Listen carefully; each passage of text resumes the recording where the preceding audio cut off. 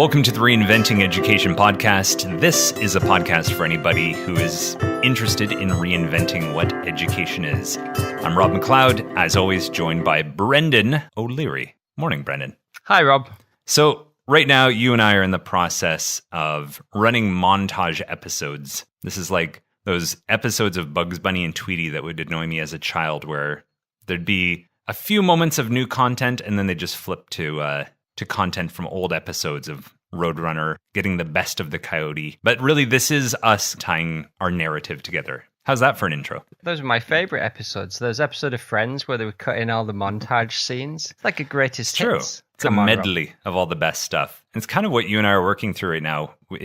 We've had this podcast almost a year now, and it's kind of like it's taken us 365 Earth days to figure out how to say what the hell we've been trying to say. And I think we've more or less got it now. I agree. I also agree. First part, anyway. The first, going through these values, the aims of school, took us a while, several iterations. I think we're able to say it fairly concisely. The last episode, we went through those 3 aims of school. And what's on the plate for today, Rob? Well, last time we talked about the 3 aims of school, we introduced or reviewed the 4 values that we see influencing education. And we've given them updated names. So if you have been someone who's been with us before, the names are probably just synonyms. You'll be able to follow along. But just to be clear, we're saying that the 4 values impacting education are security, achievement, inclusion, and integration. So we've talked about the 3 aims of school, the 4 values, which we've just named there.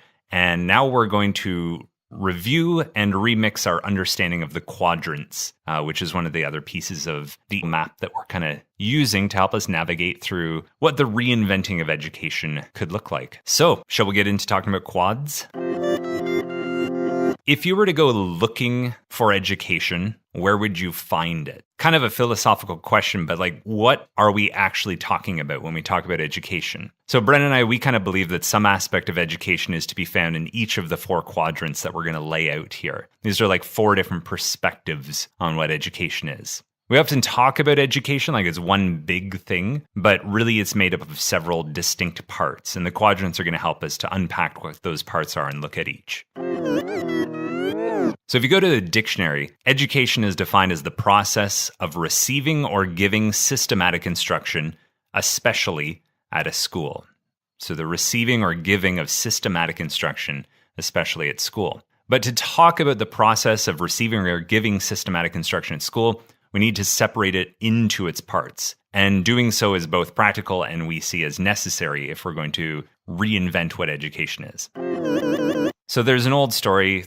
4 people who are blind or blindfolded, they're touching different parts of an elephant, and they're asked to describe what an elephant is like. So, of course, each person is touching a different part of the elephant's body, so each of them have wildly different descriptions, even though they're touching the same elephant. And these quadrants that we're looking at, they kind of help us to have a more holistic view on a subject by ensuring that we are discussing the different parts of the elephant, or the different perspectives on the same thing, but it unites them together, and this ensures like a holistic or complete conversation on a topic. So to create our 4 quadrants, we use interiors in the left-hand column and exteriors on the right-hand column, individuals on the top row, and collective on the bottom row, giving us 4 boxes between the different variations of how you could put those things together. So we have the interior of the individual in the upper right box, the interior of the collective in the lower left box, the exterior of the individual in the upper right, and the exterior of the collective in the lower right. So let's explore each quadrant to see how it contributes to having a more complete discussion about education. And we'll begin with the quadrants on the right-hand side, as they represent the aspects of school we most commonly think of. So Brennan, if someone's unfamiliar with the quadrants, or hasn't heard of this concept before, it's probably helpful at this point to check our website. We'll have a little picture of the quadrants up there to help you visualize it. Quads, why are we using this as a tool to approach a subject? You've started to use these in your own teaching practice as well, right? Yeah. When you first began introducing integral theory to me, I thought it's some kind of weird cult. It was a slow 4-year burn to win you over. We were talking about writing a story, hero's journey story with our kids, and you were like, there's this quadrants idea where you look at the individual's interior, their thoughts and their feelings. And I was like, okay, well, that makes sense. And then we look at their actions and the objects around them. So the exterior of the individual. Okay, that makes a lot of sense too. The lower left, the way we describe it is it's relationships and it's the speaking that happens between the characters. And then we have those externals, the times, the places that happen in the stories. Essentially, I use it to this day to write stories with my kids right from grade 2 up to grade 6, 7. If we stay on the left-hand side of the quadrants, that upper left, the interior of the individual, often we use like the pronoun I to capture that. In the lower left, so below that, you have the collective of the interior or the interior collective, and we tend to use we to describe that. And then grammatically, it gets a little bit funny, but on the right-hand quadrants in the upper right, for the exterior of the individual, we tend to use the it pronoun, the it perspective, a third-person perspective. And then in the lower right, we don't really have a specific word for this in English, but we could say it's. Like it's sort of the collection of those things in the upper right. So the upper left, the interior of the individual, the I, that's a first-person perspective. Lower left, collective of the interior collective. That's the we or the second-person perspective. And then essentially the right-hand quadrants are kind of the third-person perspective split between, in the upper right, focusing on individual pieces, and then in the lower right, looking at it, but from the perspective of a systems or a more like kind of ecosystem, or that the whole is greater than the sum of the parts in the lower right. And we've found that these four things, they kind of arise with any topic you are discussing. Everything's embedded or enmeshed or can be analyzed through these four quadrants. And when you introduce this to students, whether in the writing context, like you said, or to focus on how in school traditionally, of course, we're coming from at least one of these perspectives when we do any kind of project or any kind of research. But by making these four quadrants explicit, you can go back and ensure that you're approaching a topic or studying something from all four perspectives. And to me, providing students with a much more holistic engagement with whatever topic you're looking at. Yeah, and we dug into this a few episodes ago because we've only recently brought this to the table in terms of our discussion. But what is key is that if you are going back to the elephant metaphor, if you are describing the same situation from four perspectives, it's probably smart to find out what the other three perspectives are that you may be not seeing or saying. It may be that you're actually on the same page, more or less, and you can come to some compromise, or you're speaking about completely different things, and that's important to know. I advise going back to episode 20, checking that out. What we'll do is we'll run through here as we are now trying to bring those quadrants into a school context so that we can move forward in this season using this terminology alongside those aims of school and those values. So now let's move through each of the four quadrants. We'll put the word school in the middle of our four quadrants, just like we had an elephant in the middle of the four blindfolded people touching it. Let's touch education in four different ways in these four different perspectives and kind of answer this question. If we want to know where education is to be found, or where do we find education, let's use the quadrants to answer that. So do you want to start with the upper right, the old exterior of the individual? So, beginning with the upper right, which is the exterior of the individual. And what we say here is that education is to be found in our activities and resources. That is, what is being done and with what. So we are individual people who do things that you can see in the world, and we carry out these activities making use of resources. One area of the actions we take is the activities themselves, the things a person has done. So we could look at any of the activities of any of the individual people involved in education. So we're looking at teachers, students, parents, administrators, and really anybody that plays a part in that system. We can look at their behaviors, their practices. We can look at the lessons a teacher gives and the work a student does, the kind of support a parent gives, And we can take any of these and we can observe and measure the actions in many ways. Now, another area would be resources. Those are things that can be used by a person or an organization in order to function. So basically, all the stuff we need to do those activities. The stuff required to do what needs to be done within school, within education.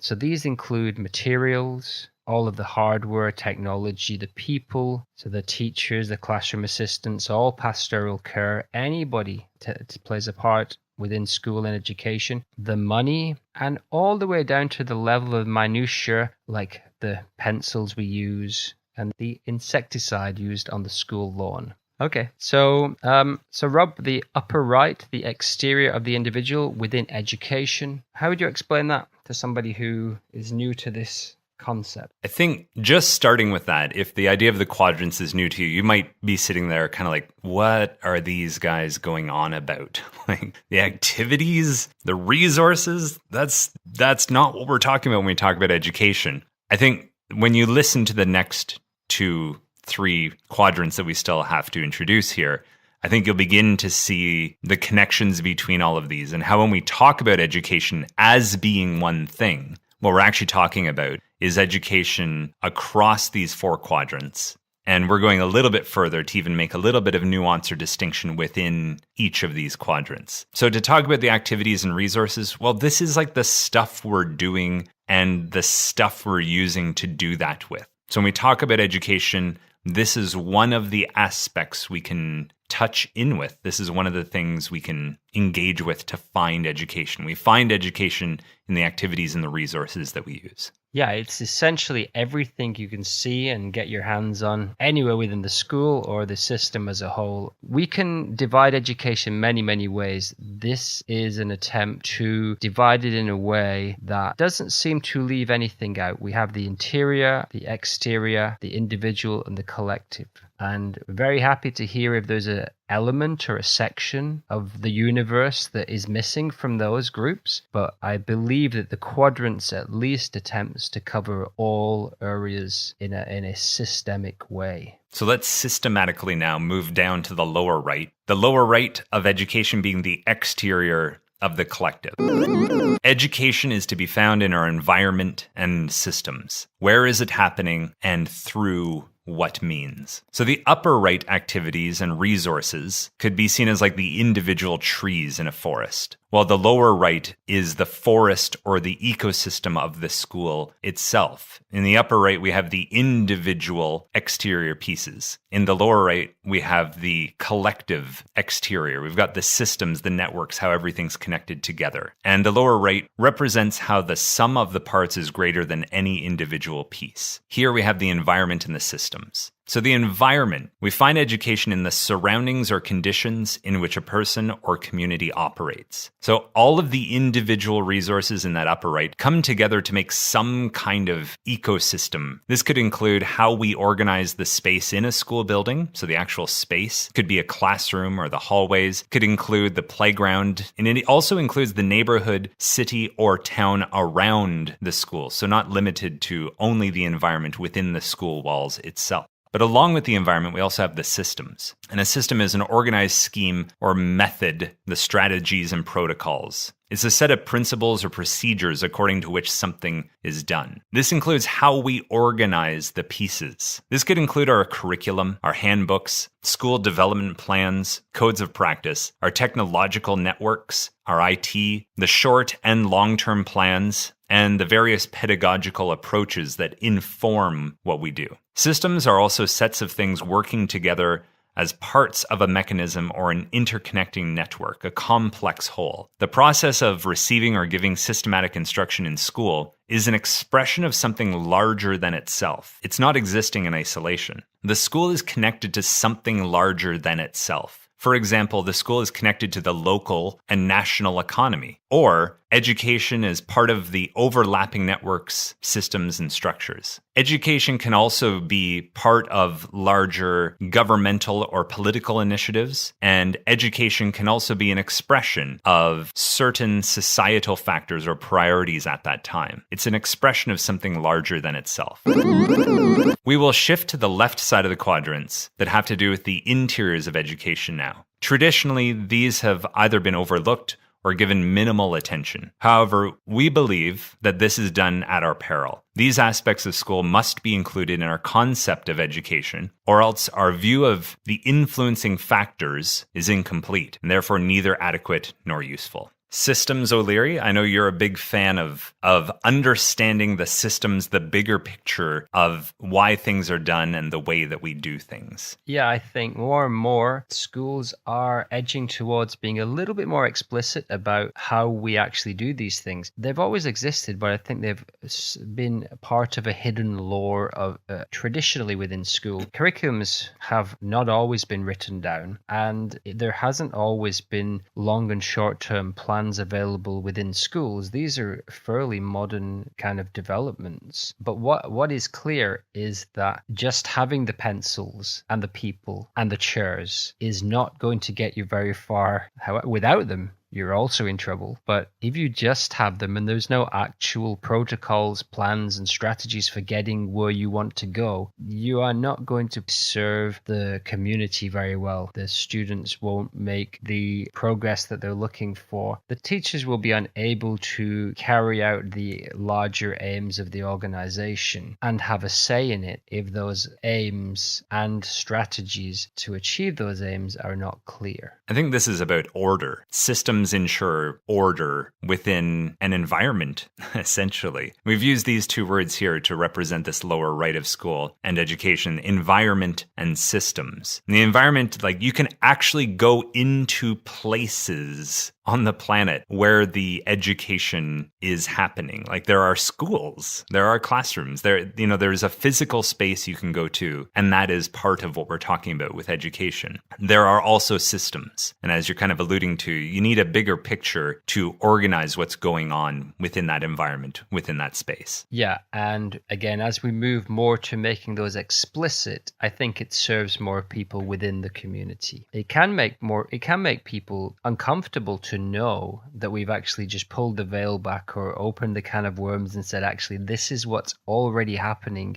Let's try and at least be conscious of what's happening in a systemic way. These are the protocols we are following and have been following. Maybe we just never wrote them down before. Maybe we never had a discussion about whether this was the best way to serve our community. And so, yeah, now as we're moving towards having clearer plans, curriculum, they can put us in a box. They can tie us down if we are not smart about how we implement them and how we maintain these systems within the environment. But they are also an opportunity for us to move forward in the ways we want to, rather than in a more haphazard fashion. So there's an activity in school called a mind map. And anyone who's not familiar with this technique, essentially you put a word often in the center of a piece of paper, and you just write anything that kind of like comes to your mind that's connected to that, and you write it around that word in the center. And I would imagine if we had somebody write the word education in the middle of a piece of paper and just said, write down everything that you connect with education, everything that comes to mind, I'm going to guess that like 90% of people would fill almost that entire page with stuff from these right-hand quadrants. You'd talk about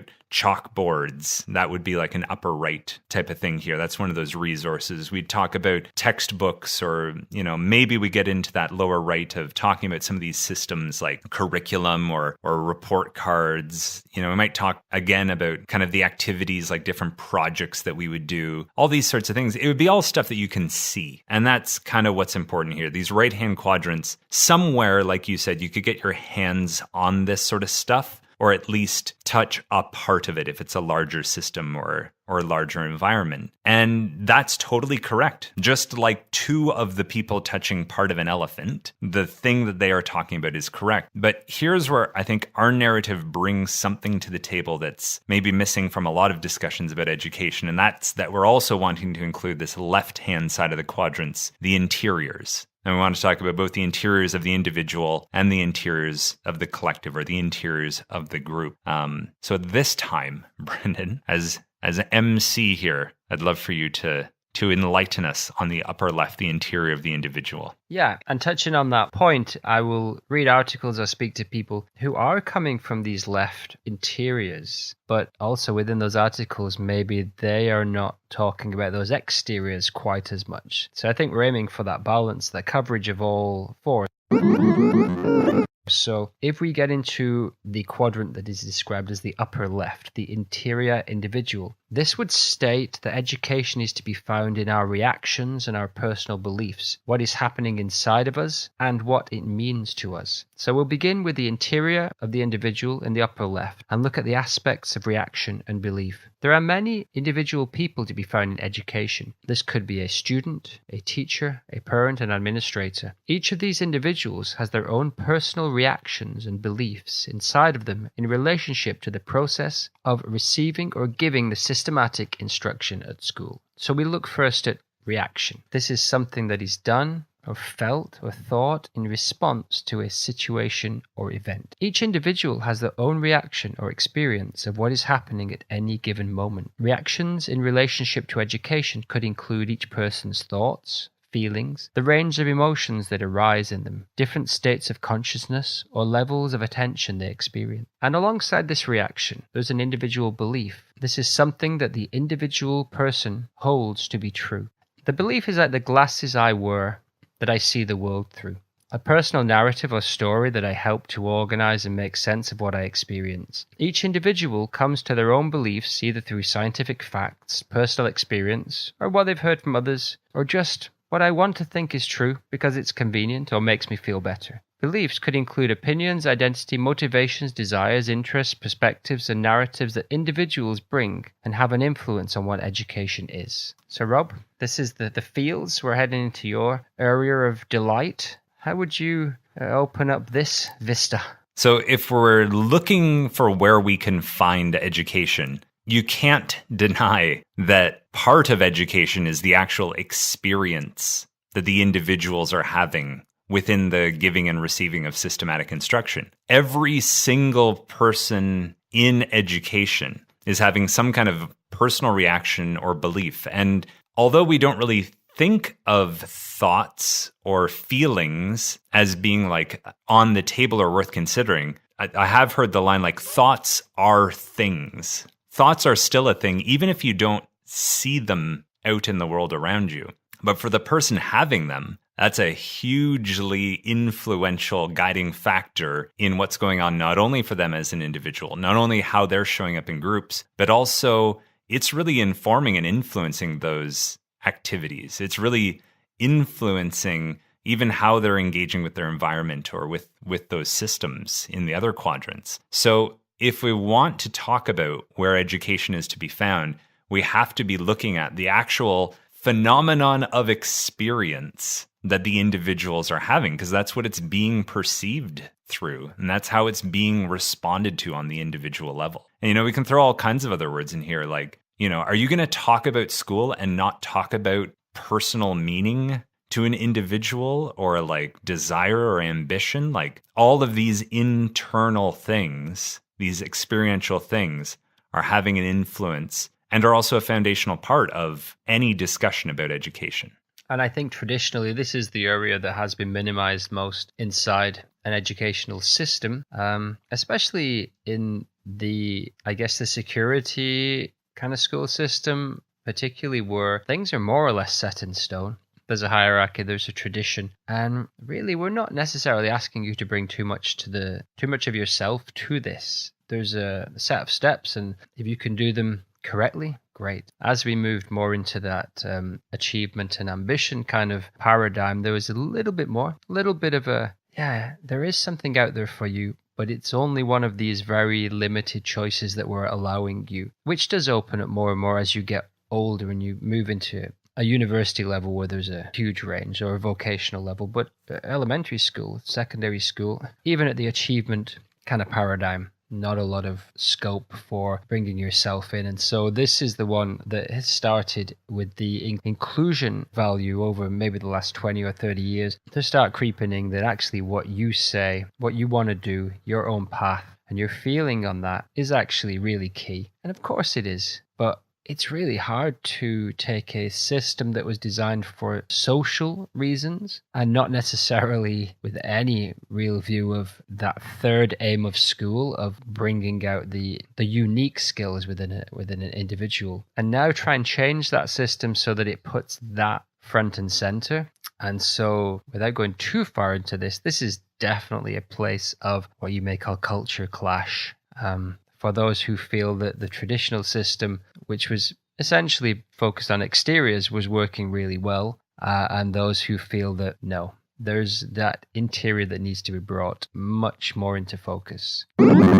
So that upper left quadrant, that's typically the domain of the I, or the first person perspective. And on the left-hand side of the quadrants, the same thing happens as what we pointed on the right-hand side of the quadrants. On the right-hand side, you've got that upper right, the it. You've got those individual pieces on the upper right, and they kind of form together to create larger systems, networks, environments. They're like pieces of the puzzle. And the same thing happens on this left side of the quadrant. So as we move from that upper left, the I, and we move down to the lower left into the interior of the collective, we get into this we space. So the lower left, the interior of the collective, education is to be found in our communities and cultures. Who are we and how do we interact? The interior of the collective is the lower left, the we space, and it looks at aspects of communities and culture. So we aren't just individuals within a school. We are social beings, and just inherently we belong to certain groups and cultures within a school. And I would say we belong to multiple groups, and we're parts of multiple cultures within a school. Let's first look at the community aspect. Community, definition is a group of people living in the same place or having a particular characteristic in common. For example, sharing or having certain attitudes or common interests. Now, in this case, we could argue that school is a place where people are, quote, living together, even if they're not sleeping or spending the night there. But they do have a particular characteristic in common and common interest within school. So when looking at community, there are various overlapping groups and communities within education. There are various stakeholders to be found in the process of giving and receiving systematic instruction at school. There are a wide variety of relationships between these stakeholders. So the various communities could include, but are certainly not limited to, students, teachers, parents, the administrative body, the local community around the school. And each of these communities has some kind of relationship with each other, strong or weak, familiar or unfamiliar. Now, within each community, there are various sub-communities. So, for example, with students, you could have the student community of an entire school as one community, but that could be further subdivided into each grade level within the school, because the grade 2 community is likely dramatically different than the grade 8 community within that same school community of students. And further, you'd find different social groups or communities within each of those classes, depending on what shared attitudes or common interests you were looking at. And attitudes being a settled way of thinking or feeling about something, we find various communities within the communities of education. Communities in some ways are fractal because there are multiple looping communities within other communities. Now, the second aspect of this lower left, this we space, is culture. The ideas, customs, and social behavior of a particular people or society. The author Seth Godin, he defined culture in a way that I really like, where he said, people like us do things like this. People like us do things like this. Culture is a challenging thing to actually see because it exists largely within the interior of the group. It's just the way things are and how we do things. When someone goes against the ideas, customs, or social behavior, those actions stand out to those within the culture. However, an outsider looking in might be shocked to see what the others consider as normal, or abnormal for that matter. A culture could include our shared ideas, customs, traditions, formalities, our code words, our shared values, an ethos, or expectations for social behavior and agreements. All of these can either be explicitly stated or more often just unspoken. So these are the 4 quadrants, each highlighting some kind of vital aspect of education that must be taken into consideration to talk about this topic holistically. If we don't include all of these aspects when discussing education, whichever one we don't discuss creates some kind of blind spot, because whether or not we choose to address this quadrant or this aspect of school, it is still having some kind of influence on what education is. So Brennan, the lower left, the we space, the communities and cultures, this is also one of those spots where we can find education. Yeah. And I think through our discussions over the last year, I've kind of come to the conclusion this is more or less the place to start. You can start in any of the 4 quadrants, but this is absolute key, because it's the thing you might not see until you're actually in the place and you actually become acclimatized, and you may never see it. You may never be aware of your own culture or the culture of the school, and until it starts to produce stresses in you as an individual, and you feel actually there are things going on here that I'm not necessarily in agreement with.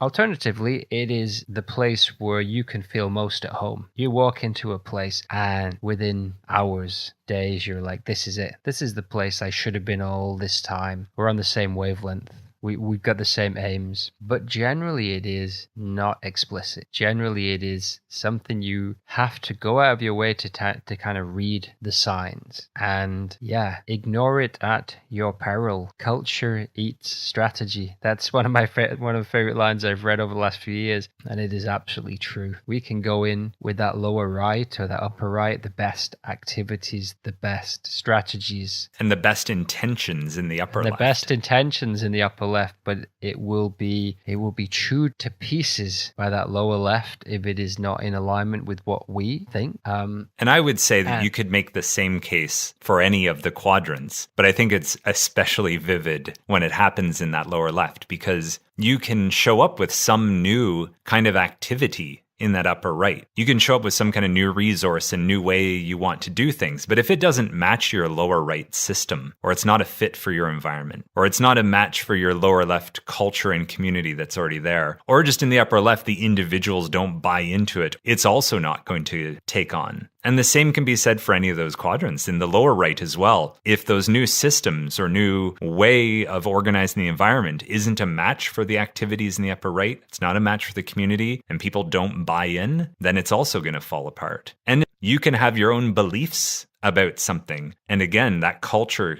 can chew it up. There might be no space for it in the lower right of the systems, and there might be no place for it in the activities or with the resources that are given. So each of these quadrants are highly entwined with one another, and you avoid one at your peril, at the risk of sounding dramatic. Essentially, if you've got a blind spot to one of these, I can almost guarantee you that's the quadrant that's going to take down whatever it is you are trying to do. Yeah, I think just briefly going back to the lower left, school essentially emerged for social functions. And it can be argued that we're moving away from that to serving the individual as well as this culture. But I think anyone that's worked in any kind of organization can think of multiple strategies and ideas that have come in that have just not taken hold or held because of that culture. What I'd like to jump in there is the word blind spot that you've used a couple of times. Now, I know in your work as an integral coach, this idea is key. I don't know if there's anything here particularly to go into, but maybe if you could take a minute or two to jump into this idea of blind spots, because I think it is a key idea to our organizations moving forward.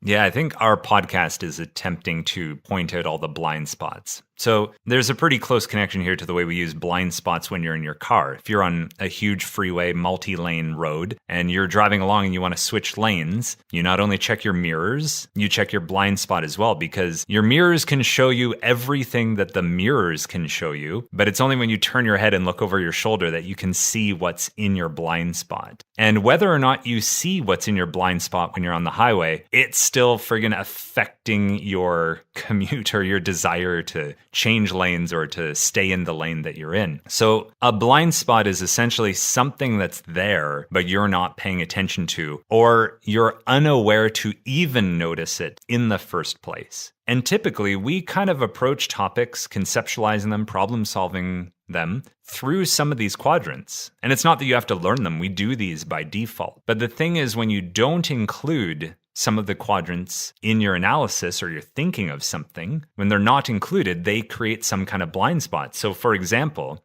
I typically do this a lot. The lower left is often a blind spot for me, tapping into the shared values, tapping into that sense of community and culture. Well, if I don't do that, but I've got the other 3 quadrants locked down and like ready and, for some new plan or something I want to do, and I haven't taken into consideration the influence that the lower left is going to have on it, that's my blind spot. And as soon as I try to bring it in and the rubber meets the road, using a lot of vehicle analogies here, but as soon as like that thing is actually implemented or brought forth in real time, the lower left is the culture or the community, they are going to start engaging with it. And I could not have foreseen how this will actually play out. And I'll go, oh yeah, I hadn't really tuned into this staff or this group of students or those 3 students within the class will respond in this sort of way. So one way to think about blind spots, and it's not only applicable to quadrants here, blind spots can be in many different domains, but one way that blind spots impact you is these 4 quadrants are having an influence on what's arising in the moment anyways. So it's just a matter of being present with what is by having these 4 quadrants on your radar. Another way I've heard it described is the unknown unknowns. They're the things that you're not even aware that are out there. And I think without going too far into the weeds, Paulo Freire, with his Pedagogy of the Oppressed, one of the models, potentially earliest models for development, for integration or integrative education, where he would go into a community and read the culture and spend months collecting ideas that the culture was not able to voice, and then take those back to the culture and say, this is what I'm observing. What are your thoughts on that? And these would be the sticking points of where you would go forward. So being aware of our values, the aims of school, the quadrants, and using these analytical tools to look at the places we work with the aim of moving us forward to a more integrative integration type of school. That is kind of the big aim that we are hoping to do for ourselves and in discussion with the listeners of the podcast. Yeah, and I think this is there is a lot of blind spots when we discuss education. And what we're attempting to do is to provide this map to help navigate through what education is. Do you want to leave it there? Because this is already quite a lengthy. Sure. That might be enough. So maybe if we wrap this up now, maybe a couple of jokes. Sure. You got anything? Yeah, my dad convinced me that I should donate my organs should I pass away. He's a man after my own heart. My dog's got no nose. How does he smell?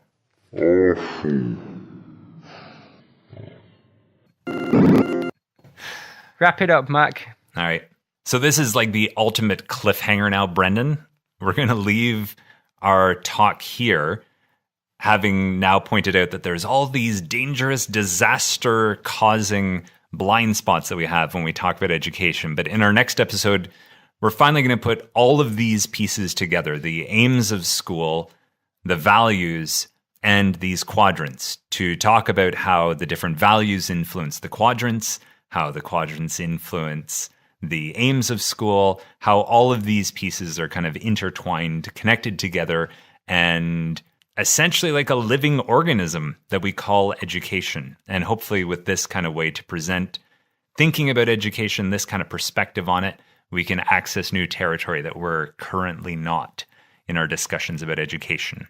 We're trying to eliminate the blind spots, make more of it conscious so that we can just have freaking more effective conversations about education. Nailed it. Bam! Thanks, Brendan.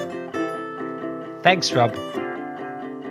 Thanks for listening. If this was useful or insightful, feel free to connect with us.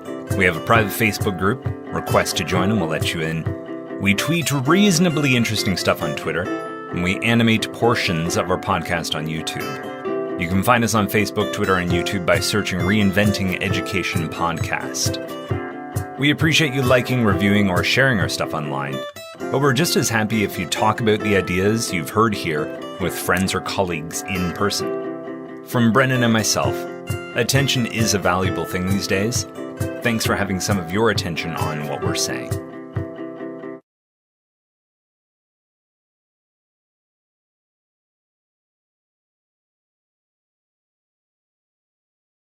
There'll be some Nirvana fans who are thrilled by that.